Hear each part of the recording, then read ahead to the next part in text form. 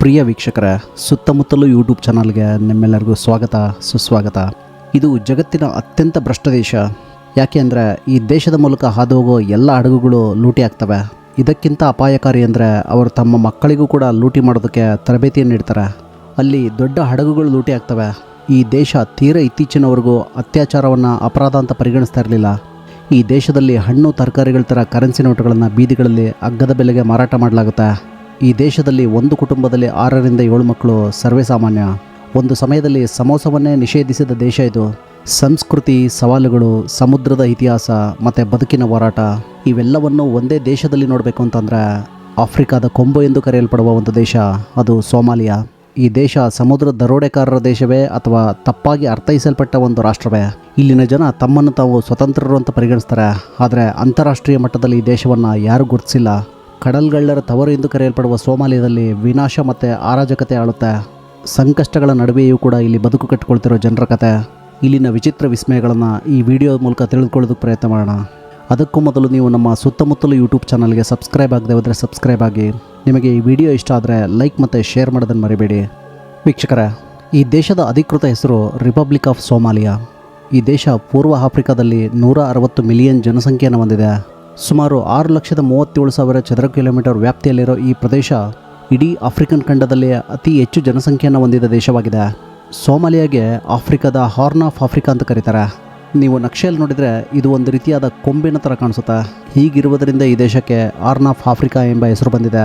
ಪೂರ್ವಕ್ಕೆ ಹಿಂದೂ ಮಹಾಸಾಗರ, ಉತ್ತರಕ್ಕೆ golf of ಎಡೆನ್ ಸಮುದ್ರ, ಆಫ್ರಿಕಾದಲ್ಲೇ ಅತ್ಯಂತ ಉದ್ದವಾದ ಕರಾವಳಿ ಅಂದರೆ 3,000 ಕಿಲೋಮೀಟರ್ಗಿಂತ ಹೆಚ್ಚು ಕರಾವಳಿಯನ್ನು ಹೊಂದಿರುವ ಈ ದೇಶ ಹೆಚ್ಚಿನ ಭಾಗ ಒಣ ಮತ್ತು ಅರೆ ಮರುಭೂಮಿಯ ಪ್ರದೇಶದ ಹುಲ್ಲುಗಾವಲುಗಳು ಅಂದರೆ ಸವಾನ್ನ ಹುಲ್ಲುಗಾವಲುಗಳ ಪ್ರದೇಶವನ್ನು ಈ ದೇಶ ಹೊಂದಿದೆ.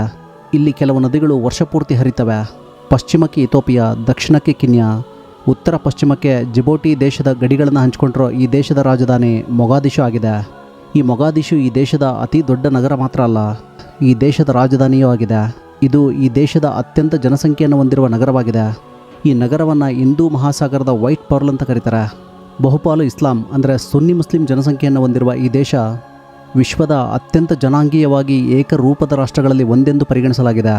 ಅಂದರೆ ಈ ದೇಶದಲ್ಲಿ ಸುಮಾರು 99%ಗಿಂತ ಹೆಚ್ಚು ಸುನ್ನಿ ಮುಸ್ಲಿಮರಿದ್ದಾರೆ. ಇನ್ನುಳಿದ ಎಲ್ಲ ಕಮ್ಯುನಿಟಿ ಸೇರಿ ಕೇವಲ 1% ಇದ್ದಾರೆ. ಇಲ್ಲಿಯ ಜನ ಮುಖ್ಯವಾಗಿ ಪಶುಸಂಗೋಪನೆ ಮತ್ತು ವ್ಯಾಪಾರದಲ್ಲಿ ತೊಡ್ಕೊಂಡಿದ್ದಾರೆ. ಒಂಟೆ ಸಾಕಣೆ ಮತ್ತು ಮೀನುಗಾರಿಕೆ ಈ ದೇಶದ ಪ್ರಮುಖ ಆದಾಯಗಳಾಗಿದ್ದಾವೆ. ವಿದೇಶಗಳಲ್ಲಿ ಕೆಲಸ ಮಾಡುವ ಸೋಮಾಲಿಯರಿಂದ ರೆಮಿಟೆನ್ಸ್ ಮೂಲಕ ಸ್ವಲ್ಪ ಹಣ ಹರಿದು ಬರುತ್ತೆ. ಜೊತೆಗೆ ಇಬ್ಬರು ಸಣ್ಣ ವ್ಯಾಪಾರಗಳನ್ನು ಹೆಚ್ಚಾಗಿ ಅವಲಂಬಿಸಿದ್ದಾರೆ. ಈ ದೇಶದ ಅಧಿಕೃತ ಕರೆನ್ಸಿಗೆ ಸೋಮಾಲಿ ಶಿಲ್ಲಿಂಗ್ ಅಂತ ಕರೀತಾರೆ.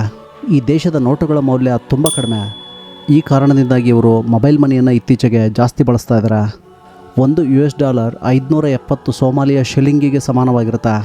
ಅಂದರೆ ನಮ್ಮ ಭಾರತೀಯ ರೂಪಾಯಿಗಳಲ್ಲಿ ನಾವು 1,000 ರೂಪಾಯಿ ಕೊಟ್ಟರೆ ಅವರು 6,500 ರಿಂದ 7,000 ರೂಪಾಯಿ ಕೊಡ್ತಾರೆ.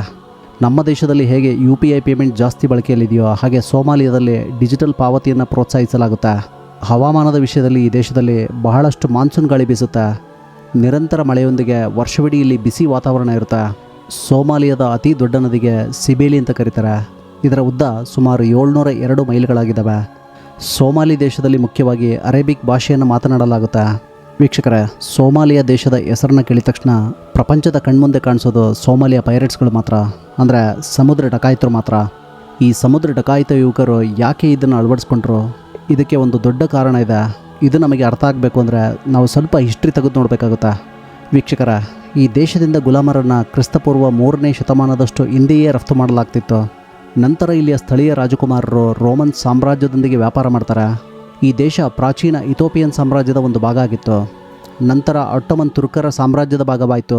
19ನೇ ಶತಮಾನದಲ್ಲಿ ಈ ಪ್ರದೇಶವನ್ನು ಯುರೋಪಿಯನ್ನರು ವಸಾಹತುಶಾಹಿಗಳನ್ನಾಗಿ ಮಾಡಿಕೊಂಡ್ರು. ಈ ದೇಶದ ಉತ್ತರ ಭಾಗವನ್ನು ಬ್ರಿಟನ್ ಆಳಿದರೆ ದಕ್ಷಿಣ ಭಾಗವನ್ನು ಇಟಲಿ ನಿಯಂತ್ರಿಸ್ತಾ ಇತ್ತು. 1960ರಲ್ಲಿ ಬ್ರಿಟಿಷ್ ಸೋಮಾಲಿಲ್ಯಾಂಡ್ಗೆ ಸ್ವಾತಂತ್ರ್ಯವನ್ನು ಬೇಡಿದಾಗ ಬ್ರಿಟನ್ ಅದನ್ನು ಅಂಗೀಕರಿಸುತ್ತೆ. ಆಗ ಒಂದು ಹೊಸ ರಾಷ್ಟ್ರವಾಗಿ ಸೋಮಾಲಿಲ್ಯಾಂಡ್ ಹುಟ್ಟುತ್ತೆ. ಆಶ್ಚರ್ಯಕರವಾಗಿ ಕೇವಲ 5 ದಿನಗಳ ನಂತರ ಈ ಹೊಸ ರಾಜ್ಯ ಇಟಾಲಿಯನ್ ಆಡಳಿತದಿಂದ ಮುಕ್ತಗೊಂಡು ಈ ಸೋಮಾಲಿಲ್ಯಾಂಡ್ನೊಂದಿಗೆ ಒಂದಾಗುತ್ತೆ. ಹೀಗೆ 1960ರ ಜುಲೈ 1ರಂದು ಸೋಮಾಲಿಯಾ ಗಣರಾಜ್ಯ ಹುಟ್ಕೊಳ್ಳುತ್ತೆ. ಇಂದಿಗೂ ಕೂಡ ಸೋಮಾಲಿಯಾ ಜುಲೈ 1ನ್ನು ಸ್ವಾತಂತ್ರ್ಯ ದಿನವಾಗಿ ಆಚರಿಸುತ್ತೆ. ಆದರೆ ಸಮಸ್ಯೆ ಇಲ್ಲಿಂದಲೇ ಶುರುವಾಗಿದ್ದು. ಉತ್ತರ ಭಾಗದ ಜನರಿಗೆ ಸರ್ಕಾರದಲ್ಲಿ ದಕ್ಷಿಣ ಭಾಗಕ್ಕೆ ಹೆಚ್ಚು ಅಧಿಕಾರ ಸಿಕ್ಕಿದಂಥ ಭಾವನೆ ಮೂಡ್ತು. ದಕ್ಷಿಣ ಸೋಮಾಲಿಯಾದವರಿಗೆ ಉತ್ತರ ಸೋಮಾಲಿಯಾದ ಜನರ ಜೊತೆ ಹೊಂದ್ಕೊಳ್ಳೋದು ಕಷ್ಟ ಆಯಿತು. ಅಲ್ಲಿ ಅಂತರ್ಯುದ್ಧ ಶುರುವಾಯಿತು. 1990ರಲ್ಲಿ ಇದ್ದಿದ್ದ ಸರ್ಕಾರನೂ ಕೂಡ ಕುಸಿತು. ದೇಶದ ಸ್ಥಿರತೆಗೆ ಭಂಗ ಉಂಟಾಯಿತು. ಇಲ್ಲಿ ಸ್ವಾತಂತ್ರ್ಯ ಸಿಕ್ಕಿದ್ದು ಸಮಸ್ಯೆ ಏನಾಗಿರಲಿಲ್ಲ, ಆದರೆ ತಯಾರಿ ಇಲ್ಲದೆ ನಡೆದ ವಿಲೀನ ಮತ್ತು ರಾಜಕೀಯ ಅಸಮತೋಲನ ಮುಂದಿನ ಸಂಕಷ್ಟಗಳಿಗೆ ಕಾರಣ ಆಯಿತು. ಈ ಕಲೋನಿಯನ್ ಕಾಲದಲ್ಲಿ ಬ್ರಿಟಿಷರು, ಫ್ರೆಂಚರು ಮತ್ತು ಡಚ್ಚರು ಜೊತೆಗೆ ಇಟಾಲಿಯನ್ರು ಪ್ರಪಂಚದಲ್ಲಿ ಸುಮಾರು ಕಡೆ ಈ ಥರ ಬೆಂಕಿ ಹಚ್ಚಿ ಹೊರಗಡೆ ಹೋಗಿದ್ದಾರೆ. 1991ರಲ್ಲಿ ಸೋಮಾಲಿಯಾದಲ್ಲಿ ಯಾವಾಗ ಗೃಹ ಯುದ್ಧ ಅಥವಾ ಅಂತರ್ಯುದ್ಧ ಶುರುವಾಯಿತೋ ಅಲ್ಲಿಂದ ಅಶಾಂತಿ, ಕಾನೂನು ಇಲ್ಲದ ಪರಿಸ್ಥಿತಿ ಉಟ್ಕೊಳ್ತು. 1991ರಲ್ಲಿ ಉತ್ತರ ಭಾಗ ಅಂದರೆ ಸೋಮಾಲಿಯಾಲ್ಯಾಂಡ್ ತನ್ನದೇ ಆದ ಸರ್ಕಾರ, ಹಣಕಾಸು ವ್ಯವಸ್ಥೆ, ಸೇನೆ, ಚುನಾವಣಾ ವ್ಯವಸ್ಥೆಯನ್ನು ನಿರ್ಮಿಸ್ಕೊಳ್ತು. ವಿಶ್ವಸಂಸ್ಥೆ ಕೂಡ ಸೋಮಾಲಿಯಾಲ್ಯಾಂಡನ್ನು ಸೋಮಾಲಿಯಾದ ಭಾಗ ಅಂತಲೇ ಇನ್ನೂ ಪರಿಗಣಿಸುತ್ತೆ. ಹರ್ಗೈಸಾ ಎನ್ನುವ ನಗರವನ್ನು ಅವರು ರಾಜಧಾನಿಯನ್ನಾಗಿ ಮಾಡ್ಕೊಂಡಿದ್ದಾರೆ. ಈ ದೇಶ ಸ್ವತಂತ್ರವಾಗಿ 32 ವರ್ಷಗಳು ಕಳೆದರೂ ಕೂಡ ಅದಕ್ಕೆ ಇನ್ನೂ ಅಂತಾರಾಷ್ಟ್ರೀಯ ಮನ್ನಣೆ ದೊರೆತಿಲ್ಲ. 1991ರಲ್ಲಿ ದೇಶದ ಸರ್ಕಾರ ಕುಸಿತು. ಸಮುದ್ರವನ್ನು ಕಾಪಾಡುವ ನೌಕಾಪಡೆನೂ ಕೂಡ ಇರಲಿಲ್ಲ. ಕಾನೂನಿನ ಮೇಲೆ ನಿಯಂತ್ರಣವೇ ಇರಲಿಲ್ಲ. ಈ ದೇಶ ವಿಶ್ವದ ಅತ್ಯಂತ ಶ್ರೀಮಂತ ಮೀನು ಸಂಪತ್ತನ್ನು ಹೊಂದಿದೆ.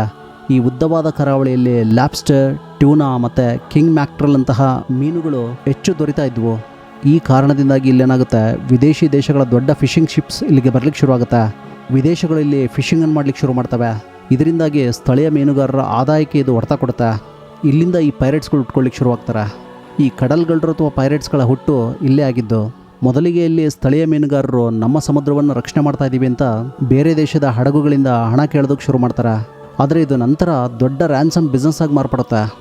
ಇದು ಎಷ್ಟು ಹೀನಾಯ ಸ್ಥಿತಿ ಹೋಗುತ್ತೆ ಅಂದರೆ, ಈ ವಿದೇಶಿ ಕಂಪ್ನಿಗಳು ಸೋಮಾಲಿಯಾದ ಸಮುದ್ರದಲ್ಲಿ ಕಸ ಮತ್ತು ವಿಷಕಾರಿ ತ್ಯಾಜ್ಯವನ್ನು ವಿಲೇವಾರಿ ಮಾಡಿ ಅದೇ ಶಿಪ್ಗಳಲ್ಲೇ ಮೀನುಗಳನ್ನು ತುಂಬಿಕೊಂಡು ಹೋಗ್ಲಿಕ್ಕೆ ಶುರು ಮಾಡ್ತಾರೆ. ಇಲ್ಲಿ ಜನರ ಜೀವನ ತುಂಬ ಸಂಕಷ್ಟಕ್ಕೆ ಸೇರಿಕೊಳ್ಳುತ್ತೆ. ಈ ದೇಶ ನೈಸರ್ಗಿಕ ಸಂಪನ್ಮೂಲಗಳಿಂದ ಸಮೃದ್ಧವಾಗಿದ್ದರೂ ಕೂಡ ಪ್ರತಿಕೂಲವಾದ ಹೊರಗಿನ ಪರಿಸ್ಥಿತಿಯಿಂದಾಗಿ ಈ ದೇಶ ಕ್ರಮೇಣ ಬಡತನದ ಬಲೆಗೆ ಸಿಲುಕುತ್ತೆ. ಹಸಿವು ಮತ್ತು ಬಾಯಾರಿಕೆಯಿಂದ ನರಳುತ್ತಿದ್ದ ಯುವ ಜನರಿಗೆ ಆಗ ಕಣ್ಮುಂದೆ ಕಂಡ ಏಕೈಕ ಮಾರ್ಗ ಅಂತಂದರೆ ಅದು ಸಮುದ್ರದ ಹಡಗುಗಳನ್ನು ದರೋಡೆ ಮಾಡೋದು. ಯಾವುದೇ ದೊಡ್ಡ ಸಮುದ್ರದ ಹಡಗು ತಮ್ಮ ಟೆರಿಟರಿ ಬಂದ ತಕ್ಷಣ ಒಂದು ಸಣ್ಣ ದೋಣಿಯ ಮೂಲಕ ಇವರು ಅಲ್ಲಿ ಅಟ್ಯಾಕ್ ಮಾಡ್ಲಿಕ್ಕೆ ಶುರು ಮಾಡ್ತಾಯಿದ್ರು. ಶಸ್ತ್ರಸಜ್ಜಿತವಾದ ಇವರು ದೊಡ್ಡ ಹಡಗುಗಳ ಕಣ್ತಪ್ಪಿಸಿ ಹಡಗನ್ನು ಹತ್ತುತ್ತಾರೆ. ಬಂದೂಕುಗಳಲ್ಲಿ ಕ್ಯಾಪ್ಟನ್ ಮೇಲೆ ಅಟ್ಯಾಕ್ ಮಾಡೋದ್ರ ಮೂಲಕ ಲೂಟ್ ಮಾಡೋದಕ್ಕೆ ಶುರು ಮಾಡ್ತಾರೆ. ಅನೇಕ ಸ್ಥಳಗಳಲ್ಲಿ ವಜ್ರದ ಅಕ್ರಮ ಗಣಿಗಾರಿಕೆಯನ್ನು ಶುರು ಮಾಡಿಕೊಂಡ್ರು. ಅಕ್ಟೋಬರ್ 2014ರಲ್ಲಿ ಸೋಮಾಲಿಯಾದ ದರೋಡೆಕೋರರು ನಮ್ಮ ಭಾರತೀಯ 7 ನಾವಿಕರನ್ನು 4 ವರ್ಷಗಳ ಕಾಲ ಸೆರೆಯಲ್ಲಿಟ್ಕೊಂಡಿದ್ರು. ನಂತರ ಬಿಡುಗಡೆ ಮಾಡಿದ್ರು. ಆ ನಾವಿಕರಿಗೆ ಬೇಯಿಸಿದ ಆಲೂಗಡ್ಡೆಯನ್ನು ಕೊಡ್ತಾ ಇದ್ರಂತೆ. ಅದಕ್ಕೆ ಉಪ್ಪಿಲ್ಲದೆ ಇರೋ ಕಾರಣ ಸಮುದ್ರದ ನೀರಿನಲ್ಲಿ ಇವರು ಹದ್ದಿ ತಿಂತಾ ಇದ್ರು ಅಂತ ಒಂದು ವರದಿ ಹೇಳುತ್ತೆ. ಇತ್ತೀಚೆಗೆ ಪ್ರಪಂಚದ ಎಲ್ಲ ದೇಶಗಳು ತೆಗೆದುಕೊಂಡ ಕ್ರಮಗಳಿಂದಾಗಿ ಈ ಸಮಸ್ಯೆ ಸ್ವಲ್ಪ ಮಟ್ಟಿಗೆ ಕಡಿಮೆ ಆಗಿದೆ. ಆದರೆ ಈ ದೇಶ ಸಂಪೂರ್ಣವಾಗಿ ಕಡಲ್ಗಳ್ಳರಿಂದ ಇನ್ನೂ ಮುಕ್ತವಾಗಿಲ್ಲ. ಈ ಪೈರೇಟ್ಸ್ಗಳು ಪ್ರತಿ ವರ್ಷ ವಿಶ್ವ ಆರ್ಥಿಕತೆಗೆ ಸುಮಾರು $18 ಬಿಲಿಯನ್ ನಷ್ಟವನ್ನು ಉಂಟು ಮಾಡ್ತಾರೆ ಅಂದರೆ ನಿಮಗೆ ಆಶ್ಚರ್ಯ ಆಗುತ್ತೆ. ಈ ದೇಶ ಇಷ್ಟು ಕೆಟ್ಟು ಹೋಗೋದಕ್ಕೆ ಇದು ವಿಶ್ವದ 20% ವ್ಯಾಪಾರವನ್ನು ಮಾಡುವ ಅದರ ಸಮುದ್ರವೇ ಕಾರಣವಾಗಿದೆ. ಇಲ್ಲಿ ಕಳ್ಳತನ, ಅಪಹರಣ, ಸಮುದ್ರ ಹಡಗುಗಳನ್ನು ಲೂಟಿ ಮಾಡೋದು ಮತ್ತು ಅವುಗಳಿಂದ ಸುಲಿಗೆಯನ್ನು ಕೇಳೋದು ಸೋಮಾಲಿಯಾದ ಯುವಕರ ಅತಿ ದೊಡ್ಡ ವ್ಯವಹಾರ ಆಗಿದೆ. ಈ ದೇಶದ ಆರ್ಥಿಕತೆ ಈಗ ಮೀನುಗಾರಿಕೆ ಮತ್ತು ಕೃಷಿಯ ಮೇಲೆ ಅವಲಂಬಿತವಾಗಿದೆ. ಸೋಮಾಲಿಯನ್ರು ಉತ್ತಮ ವ್ಯಾಪಾರ ಮತ್ತು ಕುಶಲಾಗ್ರಮತಿಗಳಾಗಿದ್ದಾರೆ. ಐತಿಹಾಸಿಕವಾಗಿ ಈ ಸೋಮಾಲಿಗಳು ಅಲೆಮಾರಿ ದನಗಾಹಿಗಳಾಗಿದ್ದರು. ನೀರು ಮತ್ತು ಮೇವನ್ನು ಹುಡುಕ್ತಾ ಅವರು ಜಾನುವಾರುಗಳೊಂದಿಗೆ ಚಲಿಸ್ತಾ ಇದ್ರು. ಸಿಲ್ಕ್ ಬೋರ್ಡ್ ಮತ್ತು ಹಿಂದೂ ಮಹಾಸಾಗರದ ಪ್ರಾಚೀನ ವ್ಯಾಪಾರ ಮಾರ್ಗಗಳಲ್ಲಿ ಇವರು ಗಮನಾರ್ಹವಾದ ಪಾತ್ರವನ್ನು ವಹಿಸಿದ್ದಾರೆ. ಲಕ್ಷಾಂತರ ಸೋಮಾಲಿಗಳು ಇನ್ನೂ ಕೂಡ ಜಾನುವಾರು ಸಾಕಣೆಗಳನ್ನು ಮುಂದುವರಿಸ್ಕೊಂಡು ಹೋಗ್ತಿದ್ದಾರೆ. ಲಕ್ಷಾಂತರ ಮೇಕೆಗಳು ಮತ್ತು ದನಗಳು ಈ ದೇಶದಿಂದ ಮಿಡಲ್ ಈಸ್ಟ್ಗೆ ಎಕ್ಸ್ಪೋರ್ಟ್ ಆಗುತ್ತೆ. ಈ ದೇಶದ ರಾಜಧಾನಿ ಮೊಗಾದಿಶು ದಶಕಗಳ ಯುದ್ಧದ ಭೂಮಿಯಿಂದ ಮೇಲೆ ಇರುತ್ತಿರೋ ವಾಣಿಜ್ಯ ಕೇಂದ್ರಗಳ ಫಿನಿಕ್ಸ್ನಂತಿದೆ. ಸೋಮಾಲಿಯಾದ ಬಗ್ಗೆ ಹೆಚ್ಚಿನ ಜನರಿಗೆ ತಿಳಿದೇ ಇರೋ ಒಂದು ವಿಚಾರ ಏನಂದರೆ, ಸೋಮಾಲಿಯಾ ನಿವಾಸಿಗಳಲ್ಲಿ ಅರ್ಧಕ್ಕಿಂತ ಹೆಚ್ಚು ಜನ ವಾಸ್ತವವಾಗಿ ಸ್ವಯಂ ಉದ್ಯೋಗಿಗಳಾಗಿದ್ದಾರೆ. ಅದರಲ್ಲಿ ರೈತರುಗಳಿದ್ದಾರೆ, ಕುರಿಗಾಹಿಗಳಿದ್ದಾರೆ, ಸ್ವತಂತ್ರವಾಗಿ ಸಣ್ಣ ವ್ಯಾಪಾರಿಗಳಿದ್ದಾರೆ. ಕೀನ್ಯಾ, ಉಗಾಂಡ, ಟಾಂಜಾನಿಯಾ, ರುವಾಂಡಾ ಮತ್ತು ಇಥೋಪಿಯಾಗಳಲ್ಲಿ ಈ ಯಶಸ್ವಿ ಸೋಮಾಲಿ ವ್ಯಾಪಾರ ಸಮುದಾಯವನ್ನು ಇಂದಿಗೂ ಕೂಡ ನೋಡ್ಬೋದು. ನಮ್ಮಲ್ಲಿಗೆ ಈ ಮಾರ್ವಾಡಿಗಳಿರ್ತಾರಲ್ಲ, ಹಾಗೆ ಈ ದೇಶದಲ್ಲಿ ಒಂದು ವ್ಯಾಪಾರಿ ಸಮುದಾಯ ಇದೆ. ಸೋಮಾಲಿಯಾ ದೇಶದಲ್ಲಿ ಒಂದು ಸಮಯದಲ್ಲಿ ಸಮೋಸ ಮೇಲೆ ನಿಷೇಧವನ್ನು ಹೇರಲಾಗಿತ್ತು ಅಂದರೆ ನಿಮಗೆ ಆಶ್ಚರ್ಯ ಅನಿಸುತ್ತೆ. ಇದರ ಹಿಂದೆ ವಿಚಿತ್ರವಾದ ಧಾರ್ಮಿಕ ಕಾರಣ ಇತ್ತು. 2011ರ ಸುಮಾರಿಗೆ ಸೋಮಾಲಿಯಾದಲ್ಲಿ ಕೆಲವು ಪ್ರದೇಶಗಳನ್ನು ನಿಯಂತ್ರಿಸುತ್ತಿದ್ದ ಉಗ್ರ ಸಂಘಟನೆ ಅಲ್ ಶಬಾಬ್ ಸಮೋಸವನ್ನು ನಿಷೇಧಿಸುತ್ತೆ. ಇದಕ್ಕೆ ಕಾರಣವನ್ನು ಕೇಳಿದರೆ ನೀವು ಆಶ್ಚರ್ಯ ಪಡ್ತೀರಾ. ಈ ಸಮೋಸ ತ್ರಿಕೋನಾಕಾರದಲ್ಲಿರುತ್ತೆ. ಆ ಕಾರಣದಿಂದಾಗಿ ಅವರು ಭಾವಿಸ್ತಾ ಇದ್ರು ಈ ತ್ರಿಕೋನಾಕಾರ ಕ್ರೈಸ್ತ ಧರ್ಮದಲ್ಲಿ ಹೋಲಿ ಟ್ರಿನಿಟಿ ಎನ್ನುವ ಅರ್ಥವನ್ನು ಸೂಚಿಸುತ್ತೆ ಅಂತ ಅವರು ವಾದ ಮಾಡ್ತಾ ಇದ್ರು. ಅಂದರೆ ಇದರ ಅರ್ಥ ತಂದೆ, ಮಗ, ಪವಿತ್ರ ಆತ್ಮ ಅಂತ. ಇದನ್ನು ಇಸ್ಲಾಂ ವಿರೋಧಿ ಚಿಹ್ನೆ ಅಂತ ಅವರು ಘೋಷಿಸಿದರು. ಈ ದೇಶದಲ್ಲಿ ಸಮೋಸದ ತಯಾರಿಕೆ ಮತ್ತು ಮಾರಾಟವನ್ನು ನಿಲ್ಲಿಸಲಾಯಿತು. ಅಲ್ಲಿನ ಸಾಮಾನ್ಯ ಜನರಿಗಿದು ಆಶ್ಚರ್ಯಕರ ಮತ್ತು ಅಸಹಜ ಅಂತ ಅನಿಸಿತ್ತು. ವೀಕ್ಷಕರೇ, ಈ ಸೋಮಾಲಿಯ ಸಂಸ್ಕೃತಿ ತನ್ನ ಕಾವ್ಯಕ್ಕೆ ಹೆಸರುವಾಸಿಯಾಗಿದೆ. ಸೋಮಾಲಿ ಭಾಷೆ ಸೌಂದರ್ಯವನ್ನು ಪ್ರತಿಬಿಂಬಿಸುವ ಮತ್ತು ಕಥೆಯನ್ನು ಹೇಳುವ ಪ್ರಾಚೀನ ಮೌಖಿಕ ಸಂಪ್ರದಾಯವನ್ನು ಹೊಂದಿದೆ. ಈ ಜನರು ಕಾವ್ಯವನ್ನು ತುಂಬ ಇಷ್ಟಪಡ್ತಾರೆ. ಈ ದೇಶದಲ್ಲಿ ಪ್ರೀತಿಯನ್ನು ಅಭಿವ್ಯಕ್ತಗೊಳಿಸೋದಕ್ಕೆ ಕಾವ್ಯವನ್ನು ಬಳಸಲಾಗುತ್ತೆ. ಈ ದೇಶ ತನ್ನ ಕವಿಗಳಿಗೆ ಹೆಸರುವಾಸಿಯಾಗಿದೆ. ಇವರ ಕಾವ್ಯವನ್ನು ಒಂದು ಪೀಳಿಗೆಯಿಂದ ಮತ್ತೊಂದು ಪೀಳಿಗೆ ಯಶಸ್ವಿಯಾಗಿ ರವಾನಿಸಲಾಗಿದೆ. ಜೌಗಾಸ್ ಮತ್ತು ಇಸ್ಮಾಯಿಲ್ ಪ್ರಪಂಚದಾದ್ಯಂತ ಪ್ರಸಿದ್ಧಿಯನ್ನು ಪಡೆದಿದ್ದಾರೆ. ಈ ದೇಶದ ಶಕ್ತಿಯುತ ಡಯಾಂಟೋ ಮತ್ತು ಆಕರ್ಷಕವಾದ ಬರಂಬೂರ್ನಂತಹ ಸಾಂಪ್ರದಾಯಿಕ ನೃತ್ಯಗಳಲ್ಲಿ ಸಾಕಷ್ಟು ಪ್ರಸಿದ್ಧಿಯನ್ನು ಪಡೆದಿದ್ದಾವೆ. ಇಲ್ಲಿಯ ಪುರುಷರು ಮಹಾವೀಸ್ ಎನ್ನುವ ಉಡುಪನ್ನು ಧರಿಸ್ತಾರೆ. ಇಲ್ಲಿಯ ಮಹಿಳೆಯರು ಕುಂಟಿನೋ ಅಥವಾ ದೀರಾವನ್ನು ಧರಿಸ್ತಾರೆ. ಇದೆಲ್ಲದರ ಹೊರತಾಗಿಯೂ ಕೂಡ ಇವರ ಕುಲ ವ್ಯವಸ್ಥೆಯಲ್ಲಿ ಒಂದು ರೀತಿಯಾದ ಉದ್ವಿಗ್ನತೆ ಮತ್ತು ಸಂಘರ್ಷಗಳು ಎದ್ದು ಕಾಣಿಸುತ್ತೆ. ವೀಕ್ಷಕರ, ಸೋಮಾಲಿಯಾದಲ್ಲಿ ಒಂಟೆಗಳ ವ್ಯಾಪಾರವನ್ನು ದೊಡ್ಡ ಪ್ರಮಾಣದಲ್ಲಿ ಮಾಡಲಾಗುತ್ತೆ. ಈ ದೇಶದಲ್ಲಿ ದೊಡ್ಡ ಒಂಟೆ ಮಾರ್ಕೆಟ್ ಇದೆ. ಈ ದೇಶದಿಂದ ಇಥೋಪಿಯಾ ಮತ್ತು ಜಬೋಟಿಯಂತಹ ನೆರೆಯ ದೇಶಗಳಿಗೆ ಒಂಟೆಗಳನ್ನು ಸರಬರಾಜು ಮಾಡಲಾಗುತ್ತೆ. ಸೋಮಾಲಿಯಾದಲ್ಲಿ ಕಂಡುಬರೋ ಅತ್ಯಂತ ವಿಚಿತ್ರ ಮತ್ತು ಪ್ರಸಿದ್ಧ ಮರಗಳಲ್ಲಿ ಡ್ರ್ಯಾಗನ್ ರಕ್ತ ಮರ ತುಂಬ ಪ್ರಸಿದ್ಧಿಯನ್ನು ಪಡೆದಿದೆ. ಡ್ರಾಕಿಯನ್ ಸಿನ್ಬರಿ ಎಂಬ ವೈಜ್ಞಾನಿಕ ಹೆಸರಿನಿಂದ ಕರೆಯೋ ಈ ಮರದ ಒಳಗಿನಿಂದ ಹೊರಬರೋ ಒಂದು ರೀತಿಯಾದ ರಸ ಕೆಂಪು ಬಣ್ಣದಲ್ಲಿರುತ್ತೆ. ಇದು ನೋಡೋದಕ್ಕೆ ರಕ್ತದ ರೀತಿಯಲ್ಲಿರುತ್ತೆ. ಇದು ಮುಖ್ಯವಾಗಿ ಈ ದೇಶದಲ್ಲಿ ಸಕೋಟ್ರಾ ಎನ್ನುವ ದ್ವೀಪದಲ್ಲಿ ಜಾಸ್ತಿ ಕಂಡುಬರುತ್ತೆ.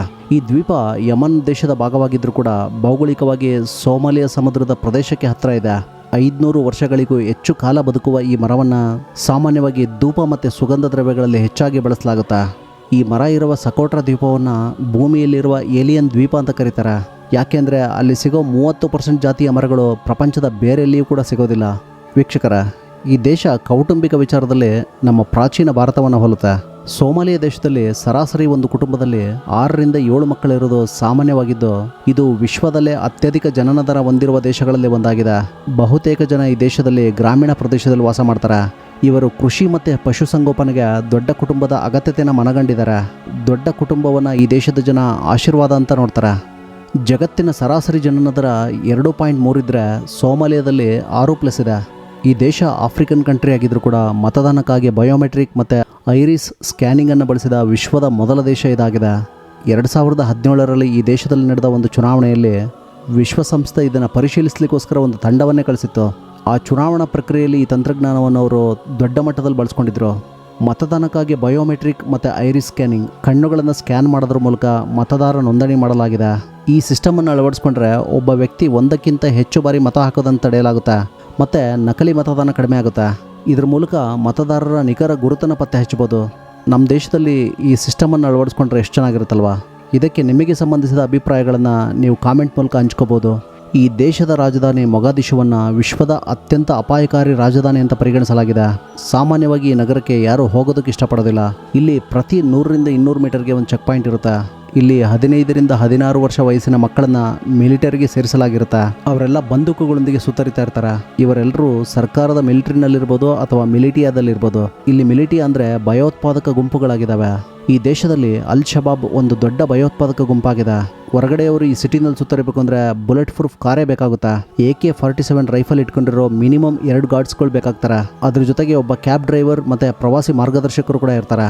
ಈ ದೇಶದಲ್ಲಿ ಬುಲೆಟ್ ಪ್ರೂಫ್ ಕಾರ್ನಲ್ಲಿ 4ರಿಂದ 5 ಜನ ನಿಮ್ಮನ್ನು ಪ್ರೊಟೆಕ್ಟ್ ಮಾಡ್ತಾರೆ. ಈ ದೇಶದಲ್ಲಿ ಈ ಫೆಸಿಲಿಟಿಗಳನ್ನು ಮಾತ್ರ ಪಡೆಯೋದಕ್ಕೆ ಸುಮಾರು 40ರಿಂದ 50 ಸಾವಿರ ರೂಪಾಯಿ ಖರ್ಚಾಗ್ಬೋದು.